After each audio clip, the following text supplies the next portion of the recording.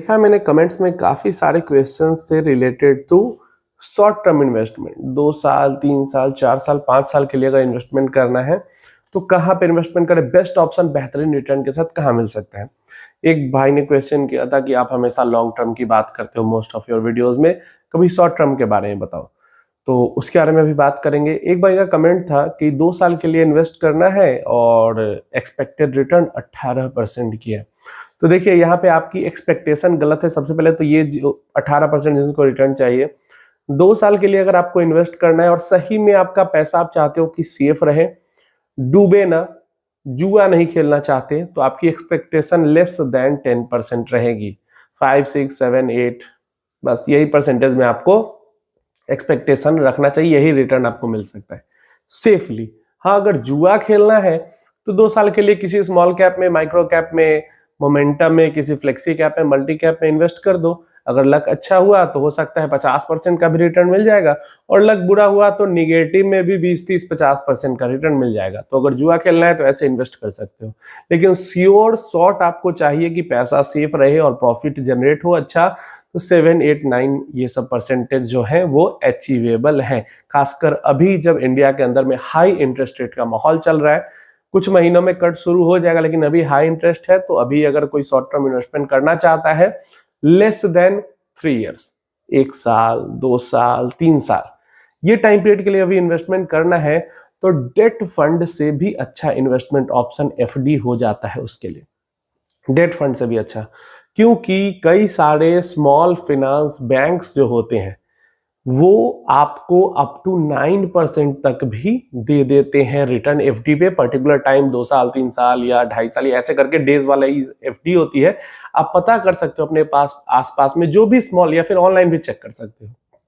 Small finance bank guaranteed होता है 5 लाख रुपए तक हर बैंक के अंदर में आपका पैसा आरबीआई की तरफ से।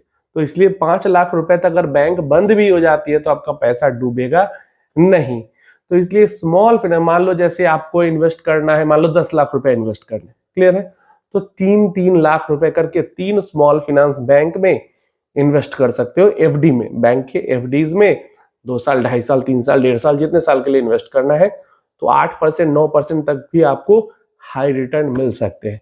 5 लाख से ज्यादा इन्वेस्ट मत करना स्मॉल फाइनेंस बैंक्स के अंदर, एफडीज के अंदर, नहीं तो अगर बैंक बंद हुई तो 5 लाख तक मिलेगा, उससे ऊपर का आपका चला जाएगा। अभी के सिनारियो में 3 साल तक के लिए अगर इन्वेस्ट करना हो तो बेस्ट ऑप्शन एफडी हो जाती है।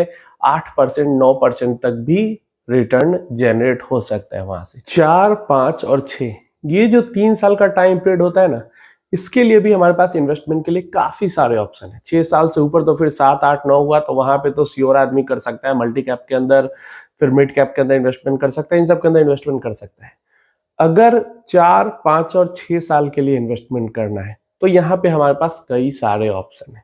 अगर हम सेफेस्ट एकदम खेलना चाहते हैं, अच्छे रिटर्न्स मिल सकते हैं, कम से कम भी तो 14-15% के रिटर्न मिल जाएंगे अगर 4 साल के लिए या 5 साल के लिए 6 साल के लिए इन्वेस्टेड है कोई। तो सबसे सेफेस्ट आप खेल सकते हो किसी भी इंडेक्स फंड के अंदर। देखो हाइब्रिड फंड्स मुझे पसंद नहीं है, इंडेक्स फंड के अंदर खेल सकते हो, वो भी large cap index fund, Sensex हो गया, निफ्टी 50 हो गया, निफ्टी 100 हो गया, इन सब के अंदर।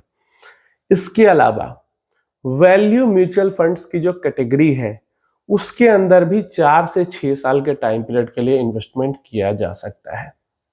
इसके बाद अब वैल्यू, कई सारे वैल्यू फंड्स है, आप गूगल पे वैल्यू फंड सर्च करोगे आपको आ जाएगा।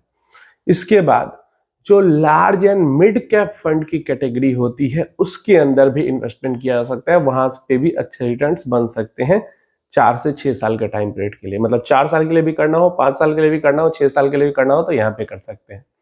इसके अलावा फ्लेक्सी कैप म्यूचुअल फंड्स की कैटेगरी के अंदर भी इन्वेस्टमेंट कर सकते हैं। बस थोड़ा सा फ्लेक्सी कैप म्यूचुअल फंड में अगर इन्वेस्टमेंट करेंगे तो ये चीज हम देख लेंगे कि जिस भी हम फ्लेक्सी कैप के अंदर इन्वेस्ट कर रहे हैं उसकी होल्डिंग बस चेक कर लेंगे, एसेट एलोकेशन चेक कर लेंगे कि ज्यादा उसका एलोकेशन स्मॉल कैप की तरफ नहीं होना चाहिए, लार्ज कैप की तरफ बहुत ज्यादा हो, थोड़ा बहुत मिड में हो, थोड़ा बहुत स्मॉल में हो तो चलेगा, लार्ज कैप की तरफ ज्यादा होना चाहिए।